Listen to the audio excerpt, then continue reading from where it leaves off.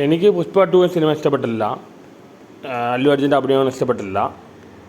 Allu Arjun Pushpa 1 national award കിട്ടിയതും എനിക്ക് സംശയം ഉണ്ടായിരുന്നു. പക്ഷേ ഇപ്പോൾ അറിയണം അല്ലു അർജുൻ അറസ്റ്റിലായാണ്.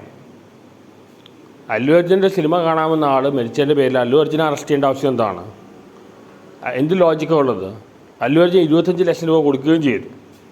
പണ്ട് MGRൻ്റെ സിനിമ കണ്ട് ലാലേട്ടൻ്റെ നരസിംഹൽ കണ്ടപ്പോഴുള്ള എത്ര പേര് അങ്ങനെ തിക്ക് തിരക്കിൽ പറ്റി മരിച്ചു പോയിട്ടുണ്ട്.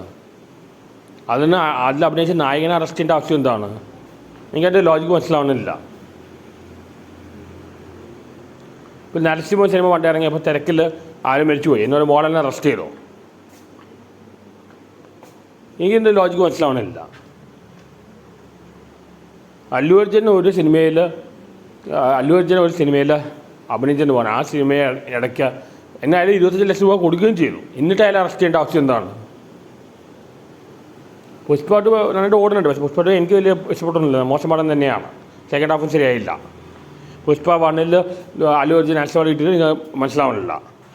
പക്ഷേ അയാളുടെ പടം റിലീസ് ചെയ്തപ്പോൾ തിരക്കിൽ ഒരാൾ മരിച്ചതിൻ്റെ പേരിൽ അയാളെ അറസ്റ്റ് ചെയ്യേണ്ട ആവശ്യം എന്താണ്?